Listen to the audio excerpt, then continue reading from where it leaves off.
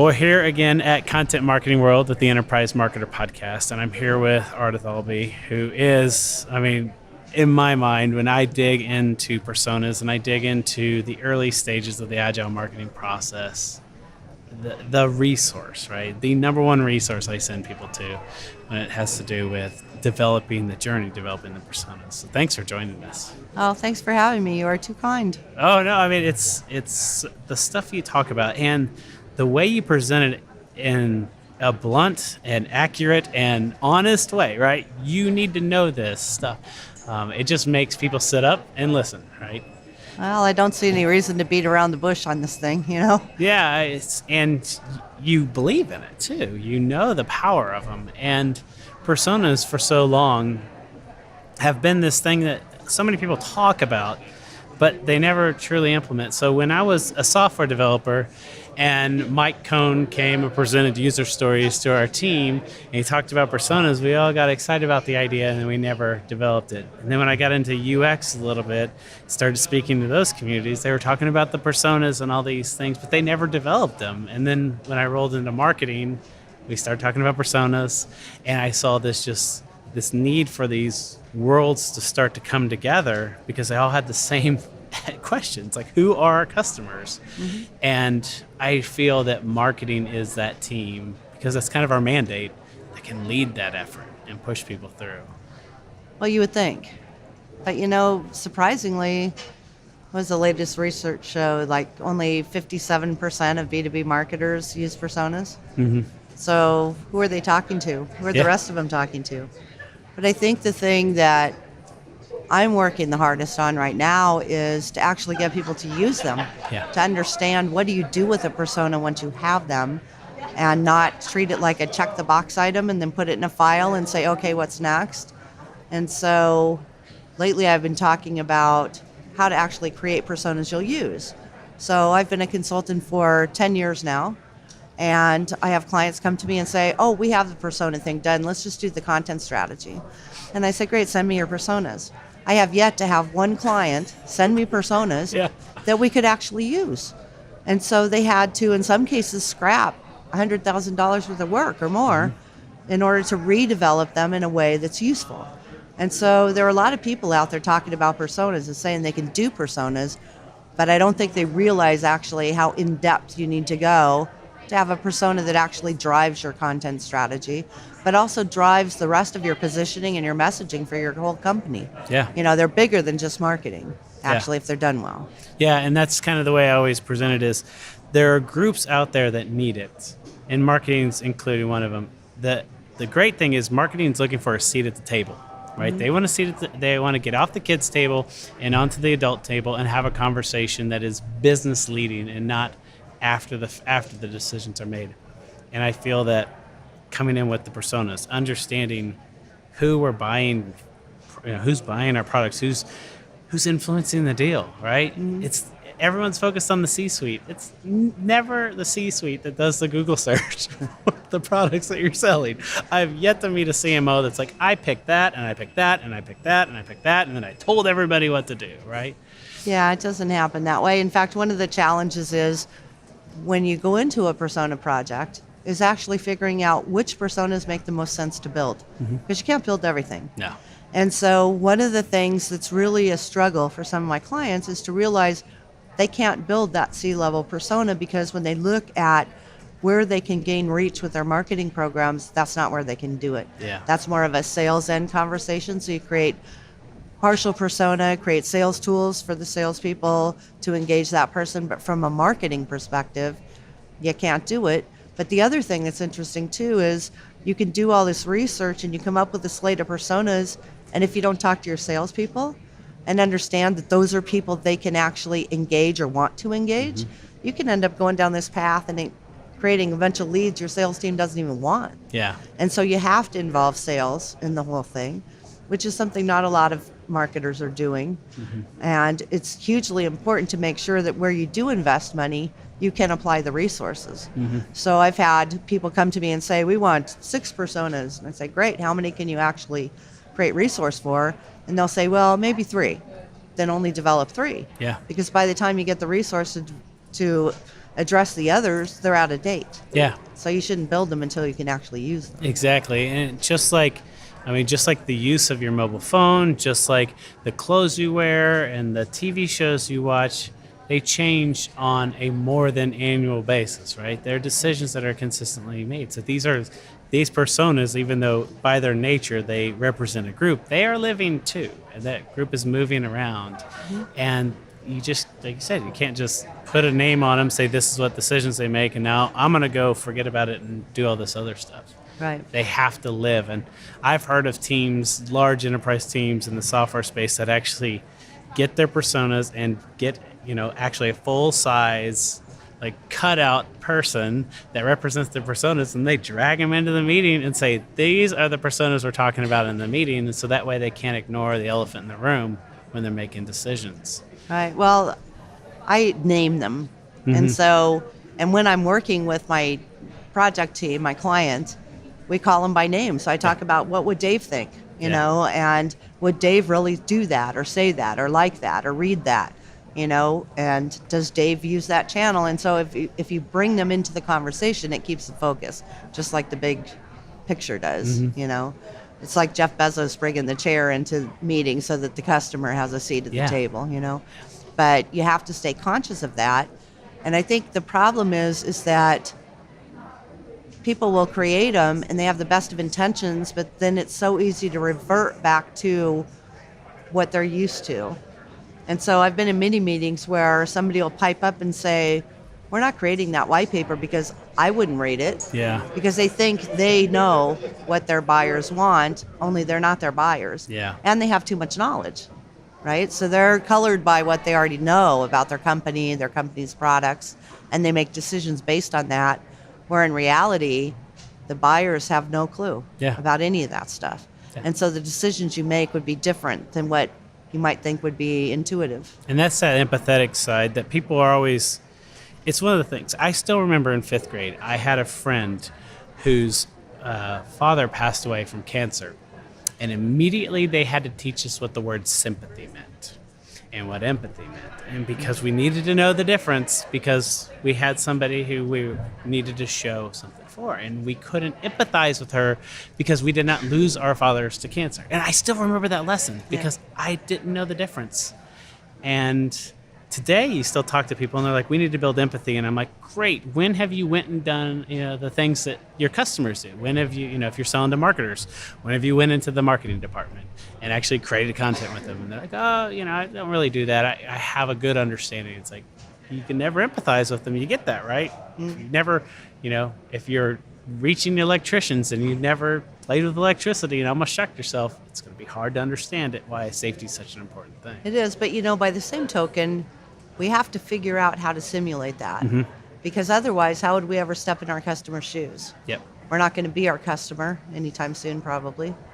And so that's one of the reasons why it's so critical that we do the research and do the interviews and really listen to the verbatim, how they talk about things, how they phrase things, so that we can gain enough of an understanding that we can apply our expertise to what they need in a way that they can ingest it and find it valuable. Exactly. And so you still have to do it, but it's interesting. Personas are the best vehicle that I've found for being able to do that. Absolutely. And you can, like you said, the simulations, observing, right? Being able to see people do what they do. We had a scenario with one of our clients where somebody changed a data feed on an internal system that broke search for clinical trials for a cancer site. And our developers, right? Being young people, right? They're like, oh, we'll get that Monday. And I'm like, okay, clinical trials, right? These are things that people are doing because something's not approved yet. Cancer, something that a lot of people face, and a lot of people, they get hurt, and this happens, and there's a life or death situation. So when somebody does a search for those two things together, guess what? Something's bad happening, and they're reaching out. And it needs to work. The last thing you want is no search results found, even though we have plenty of search results available for them, the data feeds down. we're working late tonight, guys. We're getting this back up, right? You got to put yourself in those scenarios, put the personas into the process and say, when I'm creating this article or I'm creating this video or whatever it is, if I don't understand what's valuable to them, I can never create something that they'd put in their pocket and consider money or consider a problem solved or entertainment or whatever. And I hope that people continue to put more and more focus on personas. Yeah, I do too. So what's your session on at Content Marketing World? Oh, I talked about how to maximize content across the B2B buying process. And really what I talked about, I've been thinking a lot about this lately, and I saw Andrew Davis speak at Content Jam in Chicago last month. And he had all these ridiculous statistics about there's 4 trillion web pages indexed, 17 new web pages get published every minute, all of this content overload stuff. And quite frankly, marketers have been like hamsters on the wheel, pumping out more and more content, more volume, just publish, and that will bring the results they need. And that's not true. And so The Economist just came out with some new research on thought leadership. And what they did was they went out and they talked to executive buyers and marketers about what they termed thought leadership content, which they defined as helping an audience understand their world through information analysis and insights and address the future of that world. So in buyer terms, whatever their current situation problem is, how would they solve it, whatever, but supported by analysis and insights. And I thought, well, if you use thought leadership as the construct for your content and take that approach, you create less content, but more meaningful content. And if all of that content addresses what a buyer needs to know from the very beginning of the buying process through making the purchase, and everything you create is based on that thought leadership type construct and a piece of that buying puzzle, problem to solution journey, that story, then everything you create has zero waste because it's all usable. So instead of pumping out the 6 ways to do this and 10 ways you fail at that and all this garbage stuff that may be interesting for a pass-by, a drive-by view, but it's not going to change anybody's behavior.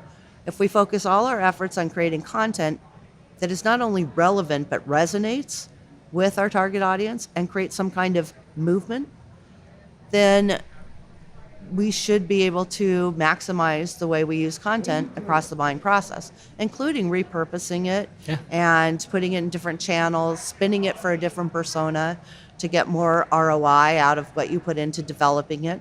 Because arguably you may not be spending less, just creating less, but better, right? Yeah. So what does that look like? And so that's what I talked about, and then how to evaluate content ideas to make sure should you invest in developing that, how to reuse it, how to really address, how do you amplify the content? A lot of us think, okay, we go publish it, we're done. Yeah. But you're not. You have to continue to promote it, distribute it, adjust context for different channels. You can get a lot of use out of content, especially if it's meaningful and well written, and you've included the evidence to back up your expertise and ideas.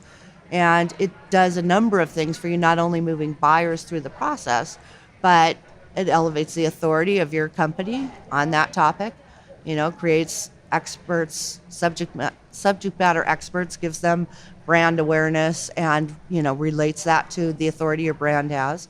There's a lot of different things that impacts. And so why can't we do more with less content? Today, real time is the only time that counts. To stay relevant, you have to stay ahead. Your customers want the right information, right now, wherever they are. So how do you meet the demands of today's customers? By marketing in context. Context accounts for a customer's interaction with your brand. So each touch builds on the next, creating more meaningful experiences for your customers. At Sitecore, we call this context marketing. To do it well, you need marketing technology that has 3 things: contextual intelligence, content management, and omni-channel automation. Contextual intelligence gives you the information you need about your consumers, so the content you manage is more relevant and is automatically delivered wherever your customers are. The Sitecore Experience platform was built for context marketing, so you can create a more personalized customer experience. Demand more from your marketing technology. Demand more from marketing. Own the experience. Sitecore. I love it. I mean, it's unfortunate because when social media came out, it was considered the micro platform of the bigger stuff we were doing, right? Twitter was supposed to be microblogging and not like take over. And it became this stream of consciousness that died. And then Snapchat in the 24 hours. And now we feel like all this content we produce gets thrown out in the stream and then it just falls down and disappears and we never see it again. And we just keep pushing more, right? One more email, put it out, put an email, put it out, put an email. And not think of it like we've got this huge amount of intelligence, information, and things that we consider valuable. How do we continue to invest that in other areas and reinvent and get our customers who we know more about, get them some of this other stuff that we're talking about, and really drive home? It's like we need a librarian, right? We need that content curator or that librarian or somebody that says, let me help you find your solutions, and we just don't do it, right? We continue, like you said, just push, and we push, push. we don't help prospects find their way or whatever. We publish something out there and think, okay, that's great. There's that white paper we worked so hard on. It's published. People will find it. And then what? What's the next piece? What's the next step? And we're expecting buyers to expend all this effort, like to go search it out or figure out what should they do next. They're not going to do that. Yeah. They're just going to say, thanks for sharing, and move on and find somebody who gives them that next step. Yeah. And so we have to be smart enough. We're telling the whole story, or we should be.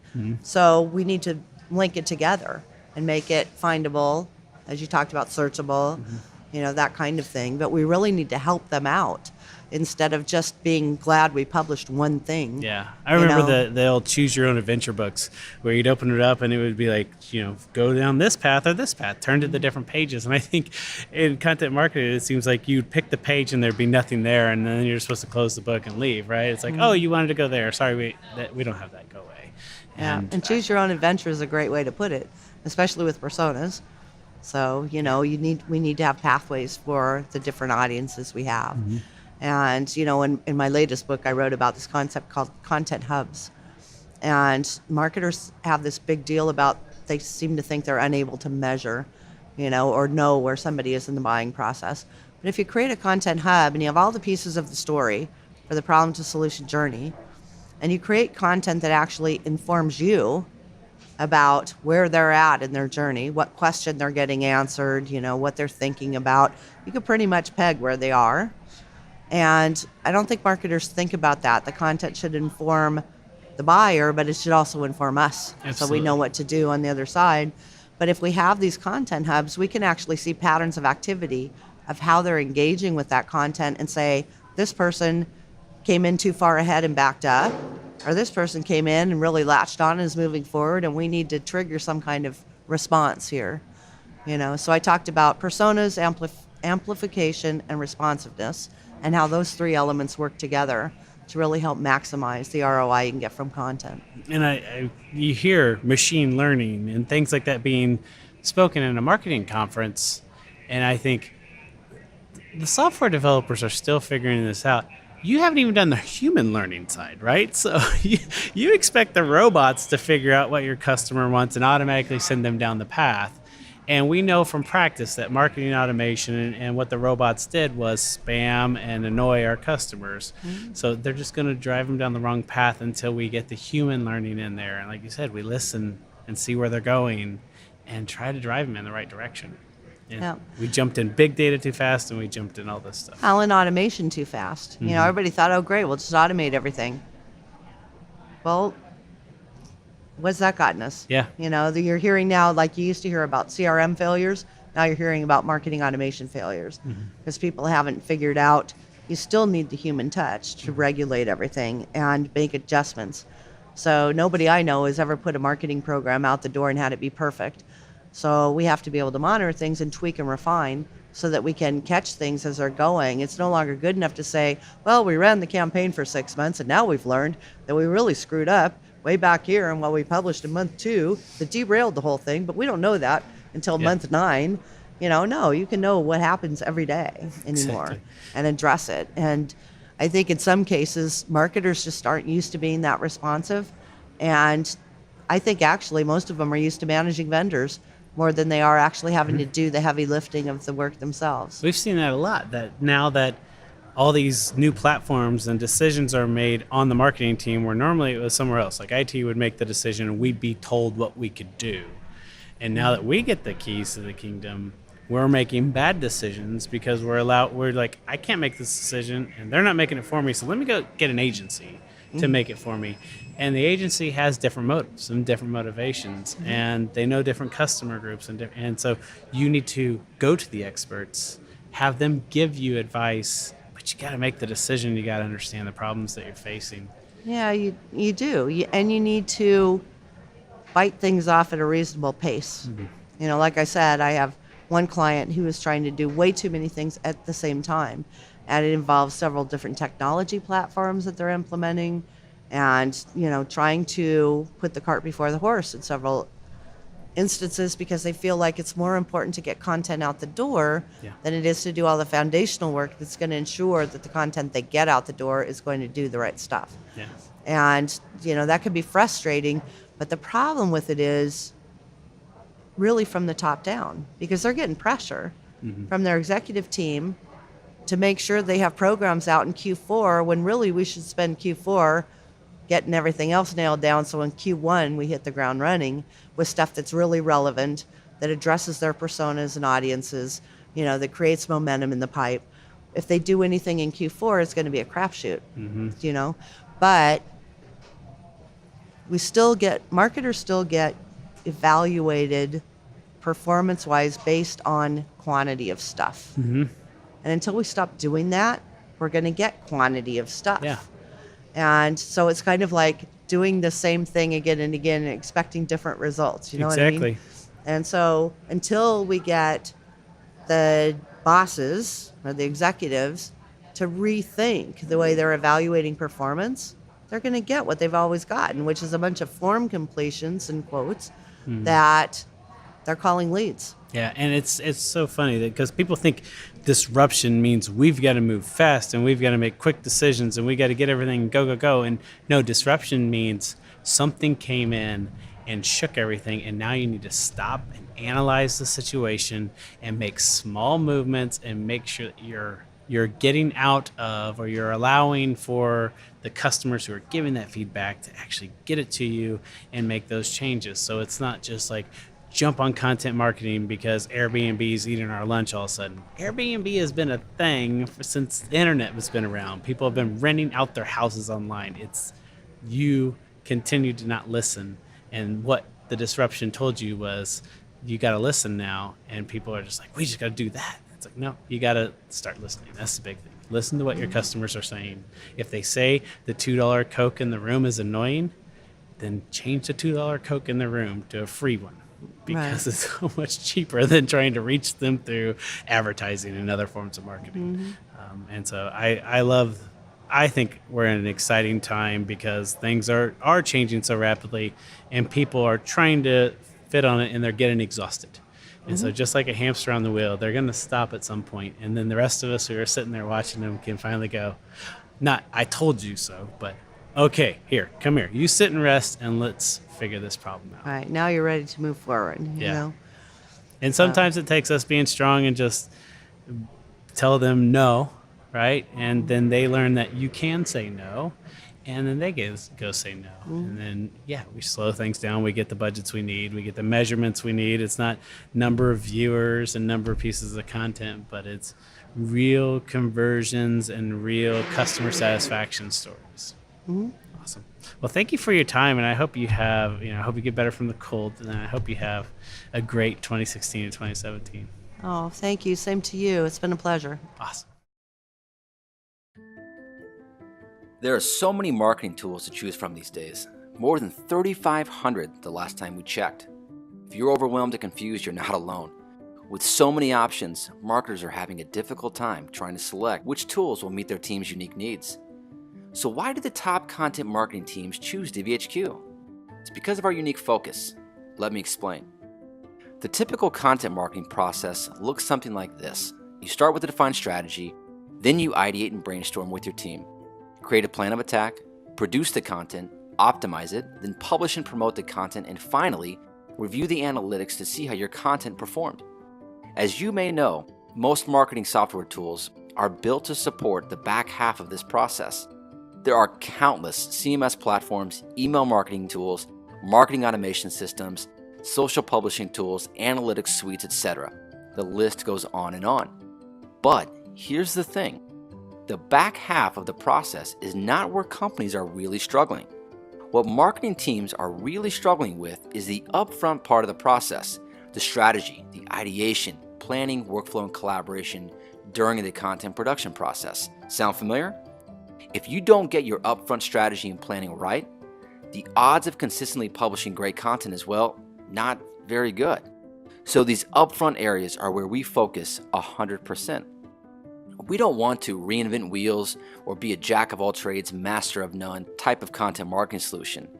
DVHQ is on a mission to build a content marketing platform that makes it incredibly easy for you to plan and produce high quality content more efficiently. This approach then gives you the freedom to integrate and connect DVHQ to your preferred downstream tools. So, if you're looking for help with strategy, ideation, planning, and collaboration, then we're the solution for you.